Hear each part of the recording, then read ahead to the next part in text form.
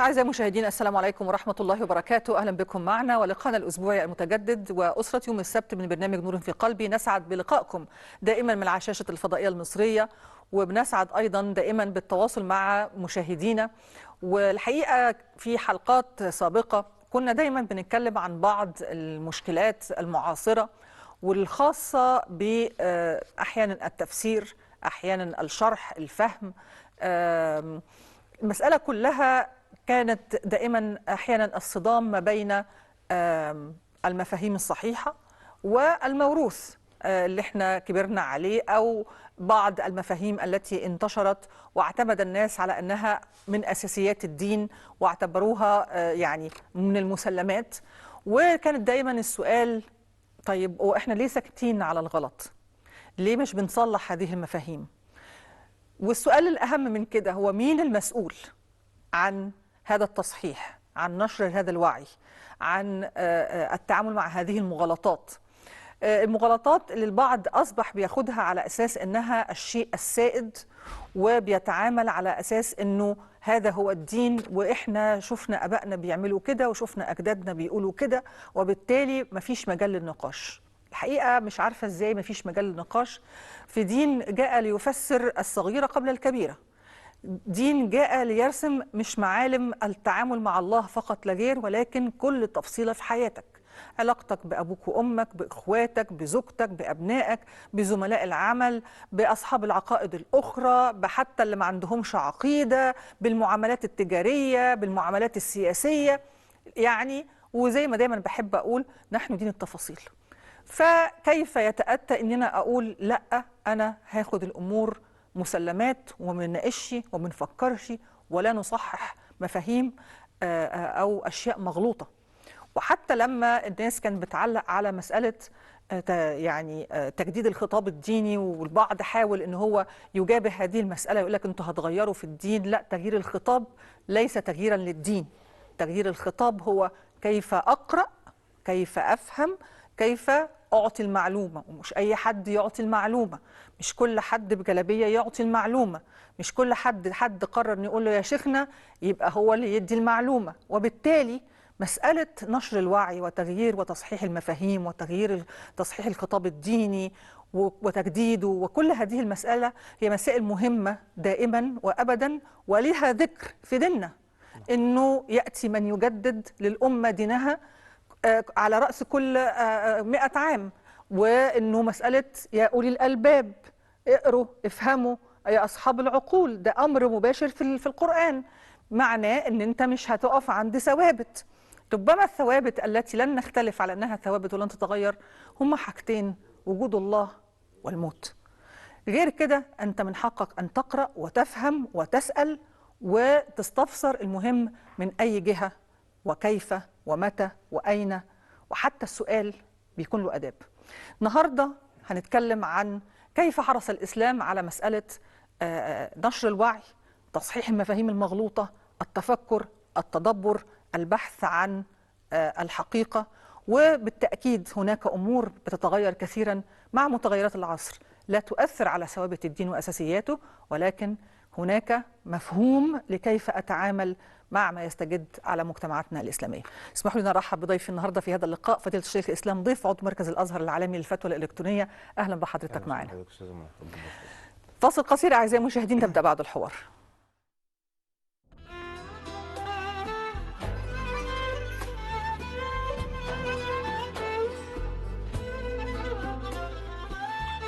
لما بقينا في الحرم كل اللي من حاجة اتحرم قالها لربه كلمه وارتاح من والألم. سيدنا النبي كان وسطنا طبطب علينا كلنا ومسح دموع المشتاقين، سمع الشكاوي مننا ودعينا قلنا يا رحيم ومقام حبيبك الكريم وقف معانا في اللي جاي واغفر لنا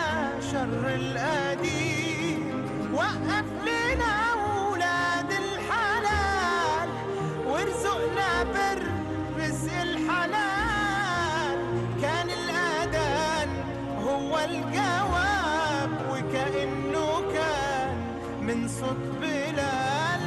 الله أكبر من الجميع، امشي في طريقه لن تضيع، خلي التوكال دايما عليه، اتحمى فيه عطف البديع.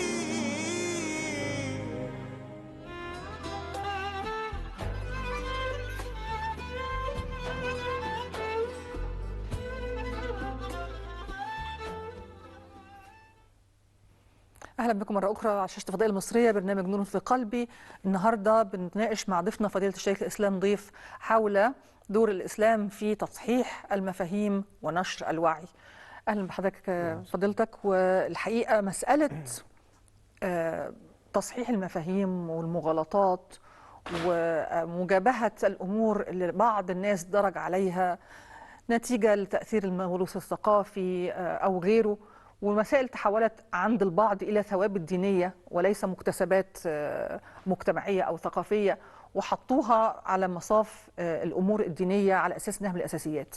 مسألة تصحيح المفاهيم، مين اللي من دوره يجي ويقول إحنا عندنا مغالطات، إحنا عندنا أخطاء، في أفكار مغلوطة، في أمور فهمناها غلط وبالتالي لازم نصلحها؟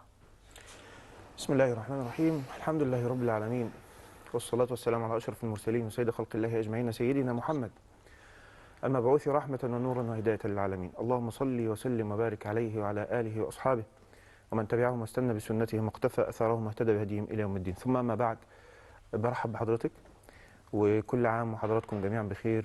السادة المشاهدين، بمناسبة شهر رجب وهذه الأيام المباركة، أسأل الله سبحانه وتعالى أن يبلغنا شهر شعبان على خير وأن يبلغنا شهر رمضان على خير، اللهم آمين يا رب العالمين.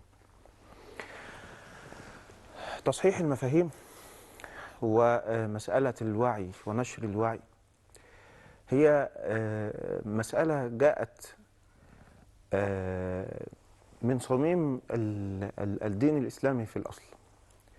الإسلام عني بالمعرفة وتشكيل الفكر وإنارة العقول والقلوب، ولذلك نجد أنه الإسلام والقرآن الكريم وآيات القرآن والسنة النبوية، وهي في الأصل تتحدث عن بداية النشأة والخلقة.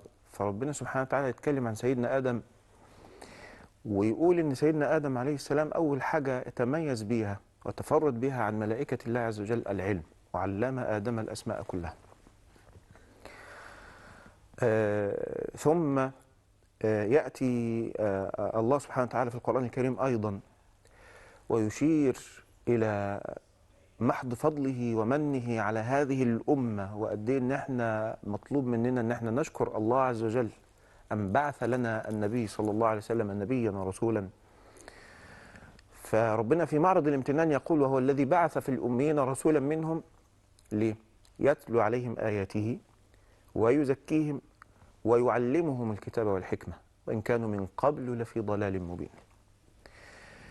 الناس بعيد عن الدين تستحكم فيهم النعرات والعصبيات، يستحكم فيهم الجهل، القبلية والعصبية وكذا. ولذلك كان الناس قبل بعثة سيدنا رسول الله صلى الله عليه وسلم، لما كان في فترة وانقطاع من الرسالة والرسل، عاش الناس في كثير من الجهل، ووجدت مظاهر كثيرة من الاحتقان ومظاهر كثيرة من تشويه الفكر والمفاهيم التي طالت حتى وصلت إلى تشويه الإنسان وتمييز الإنسان على أساس من اللون أو الجنس أو اللغة أو العرق والذكورة والأنوثة، وهضمت حقوق المرأة وأصبحت كلأ مباح وأصبحت ميراث لا قيمة لها ولا شأن لها في كثير من القبائل وفي كثير من البلدان. اضطهدت المرأة واضطهد الإنسان على لونه وجنسه وعرقه، بل القبيلة القوية تهضم حق القبيلة الضعيفة مهيضة الجناح، وكان الشعار: انصر أخاك ظالما أو مظلوما. بمعنى التعصب للقبيلة والتعصب لابن العم والأخ حتى وإن كان ظالم. لكن الإسلام يأتي يصحح كل هذه المفاهيم، وسيدنا النبي صلى الله عليه وسلم يقول انصر أخاك ظالما أو مظلوما بأن تأخذ على يد الظالم، ويكون ده نصر له، نصر لإنسانيته التي المفترض أن تكون فيه، على أن يتشبه بوحوش البرية وأن يتخلق بأخلاق الوحوش في الصحراء.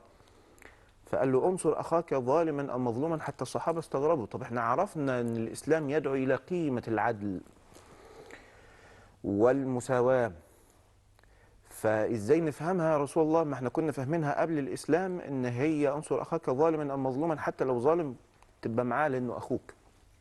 فقال لهم لا، أن تأخذ على يد الظالم، كأنه ناصر للإنسانية، ناصر للقيم الإنسانية الحقيقية، العدل والقسط والحكم بين الناس بالحق وإيصال الحق للآخرين. هكذا يبدأ الإسلام منذ لحظاته الأولى. وأنا عايز أن أقول أنه من أهم هذه الوسائل والمحاضن التي تحمل الوعي والفكر المستنير هي القراءة والكتابة والعلم. ولذلك ربنا سبحانه وتعالى يقول هو الذي بعث في الأمين رسولا منهم يتلو عليهم آياته ويزكيهم ويعلمهم الكتاب والحكمة. ويعلمهم الكتاب، بعض المفسرين يقولون يعلمهم الكتاب يعني يعلمهم القرآن الكريم، لكن سيدنا عبد الله بن عباس يدينا دلالة ثانية لهذا الأمر، فيقول يعلمهم الكتاب يعلمهم القراءة والكتابة. ويقول الأميين يعني العرب، وكانوا لا يقرؤون ولا يكتبون، حتى منهم من كان قارئا وكاتبا، لكن في غالب الأمر كان العرب لا يعرفون القراءة والكتابة. لكن جاء الإسلام يعنى بالقراءة، بل إن أول منهج الإسلام وأول آيات القرآن الكريم اقرأ.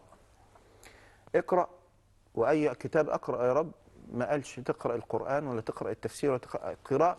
اقرأ أي كتاب شئت وأي علم شئت في ضوء بسم الله، وأنك تريد الاهتداء بهدايات الله عز وجل ستصل إلى الحق. ونلاقي الآيات بتتكلم في علم البيولوجي وفي كذا، وتدينا آفاق أخرى علشان يفطن العلماء، علماء منهم النابغ في علم الفلك، والنابغ في علم الهندسة، والنابغ في علم الطب، لأنه فهموا حقيقة هذا الدين. عفوا المقاطعة فضيلتك، ولكن الحقيقة دائما ما بيسترعي انتباهي، ومن خلال إجابة حضرتك النهاردة وكثير من علمائنا اللي بنشرف بوجودهم معنا في البرنامج، إنه لما بيذكروا يعني السابقين وكيف كان يمكن لهم مناقشة آراء وفكر بعضهم البعض. يعني حضرتك دلوقتي بتقول إنه المفسرين قالوا الكتاب كان يقصد به القرآن، ولكن جاء سيدنا ابن عباس علشان يقول إنه لا، ده في فكر تاني.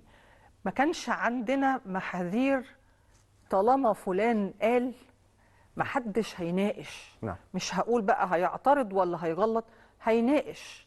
فكرة عدم قدرتي أو قابلية يعني بعض الأشخاص والأفراد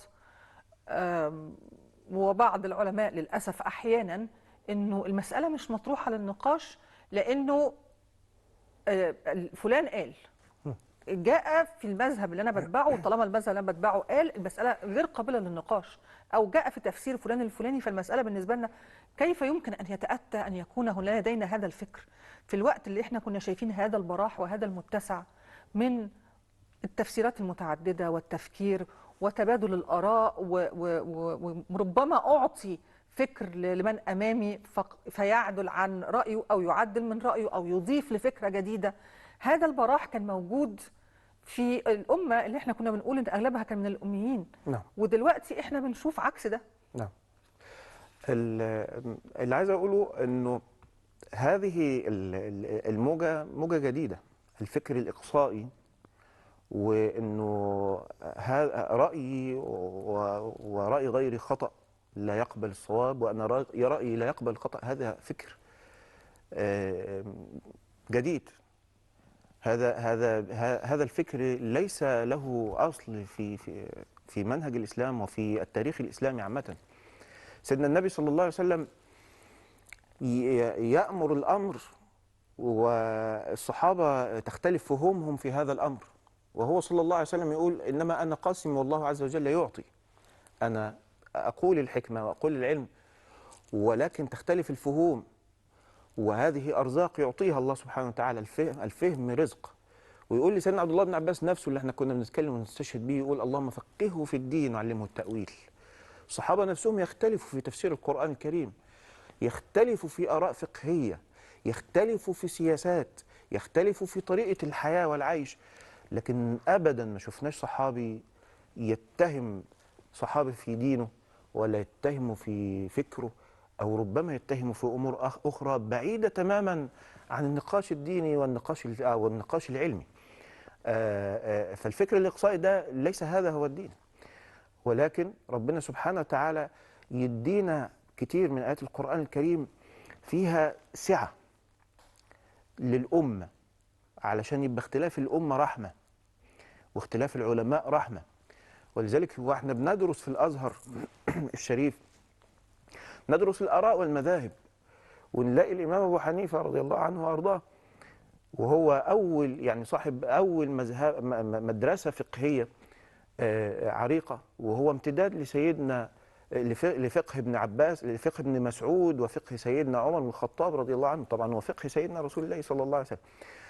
فسيدنا الإمام أبو حنيفة لما يجي يقاعد لهذه المسائل الفقهية، يعمل مجمع فقهي. سيدنا الإمام أبو حنيفة ما كانش قاعد كده بيكتب المسائل وفق فكره هو وهواه، أو وفق رؤيته الفقهية وما تعلمه هو، والتلاميذ قاعدين بس سمعنا وأطعنا يا إمام ويكتبوا وراءه في الكراسات. أبدا، ده كان عامل مجمع فقهي. فالإمام أبو يوسف يقول له يا إمام أنا لا أرى رأي حضرتك، وأرى كذا كذا، بالدليل طبعا وبالفقه وبالعلم. إذا ما فيش مشكلة إن أنا يبقى ليا رؤية ورأي، لكن على أساس من العلم، لأنه هذا دين وهذا الدين علم. فإذا كنت أنا تمرست في هذا العلم ودرست هذا العلم وأصبحت أهل لي أن أنا أكون صاحب نظرة في هذه المسألة، لا بأس، لا مانع. زي ما حضرتك كنا بنتكلم في بداية الحلقة، أنا عندي ثوابت وعندي متغيرات، وفضل الله علينا جميعا أن المتغيرات دي كثيرة جدا، والثوابت هي أصول الدين. الثوابت زي ما حضرتك تفضلت في أول الحلقة، الله عز وجل لا يختلف عليها أحد. سيدنا النبي صلى الله عليه وسلم، العقيدة عامة، ما يتعلق بالألوهيات الله عز وجل واليوم الآخر، وما يتعلق بالنبوات سيدنا رسول الله صلى الله عليه وسلم، والأنبياء والمعجزات الأنبياء وكذا، وما يتعلق باليوم الآخر واللي احنا بنسميها السمعيات، الجنة والنار، هذه أمور كلها اسمها ثوابت لا يختلف عليها أحد. العقيدة لا يختلف عليها أحد. العبادات وأصول العبادات لا يختلف عليها أحد. لكن نجد أننا وإحنا بندرس في الأزهر في الفقه الإسلامي، نجد المدرسة الفقهية الواحدة التلاميذ يختلفوا على الأستاذ ويتأدبون بأدب العلم، والأستاذ يسمح بهذا الاختلاف ويكون نقاش علمي على أسس علمية، والأستاذ يضع هذه النقاشات ولا يسفهها أبدا ولا يجهلهم، وهم لا يتكبرون على الأستاذ أو يرون أنه شاخ وكبر وأنه أصبح خارف لا يستطيع أن يفهم، وأنا صاحب العلم خذوا عني أنا. ما كانش ده. هذا في مدرسة واحدة، مذهب واحد. وقسي على ذلك الإمام مالك، الإمام الشافعي وتلامذته، الإمام أحمد وتلامذته. والإمام الشافعي يتتلمذ على مالك، والإمام مالك يقابل الإمام أبو حنيفة يقول رأيت رجلا قوي الحجة، لو أنه أراد أن يقيم عليك الحجة أن هذه السارية من الذهب لأقام عليك الحجة. الإمام أبو حنيفة يشوف سيدنا الإمام مالك ويقول رأيت جبلا من العلم. كلهم يقدروا الآخر، كلهم يحترموا الآخر. الإمام الشافعي يتعلم على الإمام مالك ويصبح صاحب مذهب، ومع ذلك لا يسفه الإمام مالك ولا فكره ولا مذهبه ولا علمه، وهم جميعا يحترمون الإمام الأكبر الإمام الأعظم الإمام أبو حنيفة، يقولون كل الناس عيال على أبي حنيفة. فهكذا كان العلم وهكذا كان العلماء، وهو ده منهج سيدنا النبي صلى الله عليه وسلم مع الصحابة. يقول لا يصلين أحدكم العصر إلا في بني قريظة، وهم مع سيدنا النبي صلى الله عليه وسلم وهم بيسمعوا الوحي، وهم الاثنين واقفين مع سيدنا النبي صلى الله عليه وسلم، وأحدهم حينما ينطلق عن أمر رسول الله صلى الله عليه وسلم، فحينما يسمع أذان العصر في طريقه ينزل عن فرسه ويصلي العصر. والآخر يقول لا، سيدنا رسول الله صلى الله عليه وسلم قال لا أصلين إلا في بني قريظة، فأنا آخذ بظاهر نص رسول الله صلى الله عليه وسلم ولن أصلي حتى آتي بني قريظة. ويأتون إلى رسول الله صلى الله عليه وسلم، فرسول الله يقر هذا ويقر ذاك، علشان يعمل لنا عملية التعددية هذه، علشان تناسب الرؤى والأفكار ومستجدات العصر اللي هي كتير جدا. ولذلك بفضل الله سبحانه وتعالى نجد دائما وأبدا أن هذا الدين عطاء. إذا زي ما حضرتك تفضلت أنه يأتي على رأس كل 100 عام من يجدد للناس أمر دينهم، هؤلاء العلماء وهؤلاء المجددون في كل عصر هم بيعملوا إيه؟ بيجيبوا دين جديد؟ أبدا، الدين مستقر وأصول الدين ثابتة راسخة، لكن يجدد في وسائل الدين، يجدد في طرحه، يزيل هذا الغبش ويزيل هذه الأفكار الوافدة اللي هي مش في أصل الدين. اللي يجي يقول أنا مذهبي وما بعدي خطأ، ده مش موجود، ده مش موجود. الإمام الشافعي يقول رأيي صواب يحتمل الخطأ، ورأي غيري خطأ يحتمل الصواب.